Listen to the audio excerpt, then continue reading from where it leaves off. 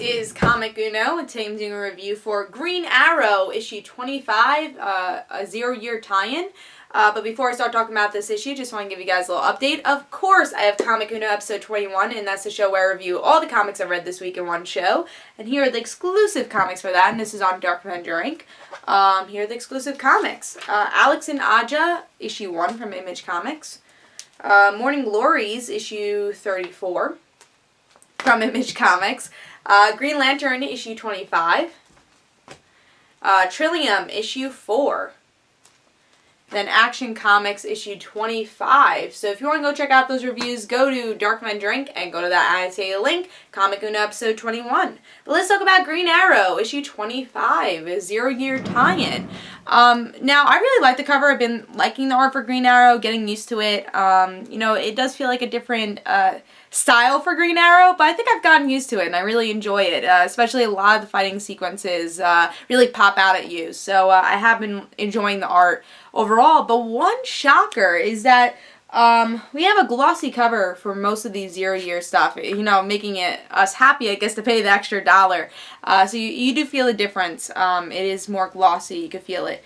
And that's just an example of the Action Comics, but there is no glossy cover for Green Arrow. And I actually had to really look at it, like, is it glossy? But no, I really don't think it is. I think it's just paper. At least the copy I got. I don't know. But I didn't get a glossy cover for Green Arrow, so I was a little disappointed. I'm paying an extra $1. I do want that glossy cover. But you do get extra pages. You get a secondary story, so it's still fine. You're still getting the pages, is worth it. But still, you want that glossy cover. That's what DC does. If it's a $3.99 book, you're getting a glossy cover, and I didn't get it for Green Arrow, so I was a little disappointed with that.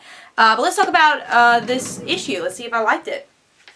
So, we get to see Green Arrow's back during this whole 0-year phenomena in Gotham, which is actually called 0-year in the series, because all the lights are out, there's craziness going on in Gotham, you know, Bruce Wayne's back, and Oliver's back also.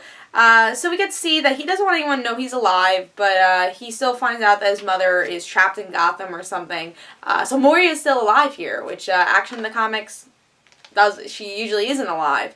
But here's a great example of that great art that I'm getting used to for Green Arrow. So going on, we get to see that Diggle works for the Queens here and is the bodyguard for Moria.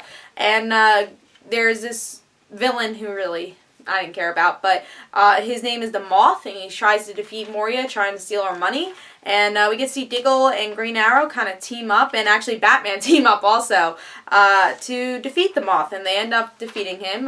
Moria is safe, and in the end we get to see that a couple of months later, Green Arrow approaches Diggle, says, hey, do you want to be a partner? You know, you helped me, you kept my secret. And also Moria found out about Green Arrow also. That's something to mention. So she knows also that he's Green Arrow. But most of it is that the next section, the epilogue, is that Diggle joins the team for a little while, and things go south once Roy joins the team. We don't know why, but this is when the events start going south for him. So I enjoyed this issue a lot. Now, there are little problems. I want to mention the problems first. During the epilogue, I did not like the art at all. It was very, very dark for me, and even Diggle's face in that first section, you can't see it at all. It seems very shaded in. I'm not a big fan of this like kind of grainy art. I didn't think it really worked for this. I was definitely more of a fan of that first art that we got for this issue that we usually get for Green Arrow. A big example is this great art we're seeing here. So it was a little bit of disappointment to get that end with Diggle with not so great art.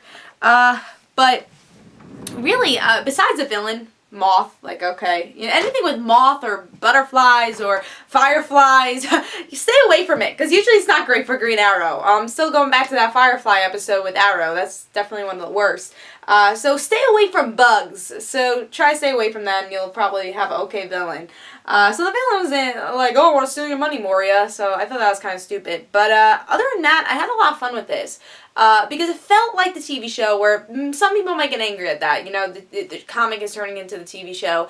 But I think there's a lot of differences here where it has its own spin. And I'm glad that this Arrow team is being formed, because that's something Green Arrow needed from this series. And, you know, from issue 1 also, before Jeff Lemire jumped onto it, I felt there was something missing because we didn't have Black Canary and Roy and Mia Dearden. I felt that was missing, and at least we're starting to grow here with Dig and, you know, some glimpses of Roy.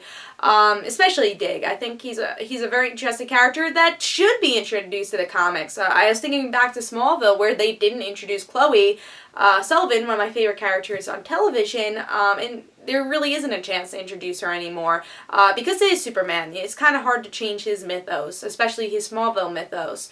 But with Green Arrow, especially now with the New 52, you can change his mythos. And I think bringing Dig in was a very good idea, and having Moria alive is very good, because it wasn't the Moria from the show. It wasn't like, oh, I'm clueless and I'm working for Malcolm Merlyn. It wasn't that. She was actually a very seemed like warm-hearted woman who we've heard from in the past with Premium 52 of what the woman was like before she died. So I thought it was interesting that she's still alive, and is she still alive 6 years later? We haven't seen her, at least I haven't seen her with Jeff Lemire's run, so I think it'd be interesting to see if she's still alive and if they're trying to connect it more with Arrow. But again, I had a lot of fun with this issue. I think this was the best zero-year issue that came out this week, definitely.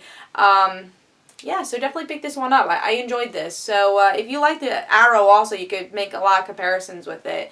And I'm excited to see more Dig, because we're actually going to see more Dig in the next issue. So it also leads up to a next issue. It had a meaning also. So I give this 4 stars. Hope you guys enjoyed. This is Comic Uno. And guys, don't forget to follow me on Twitter for Comic Uno and the Rant Situations. And don't forget to like my Facebook page. And I'll see you guys later. I give this 4 stars. And I say definitely pick this one up. Bye, guys.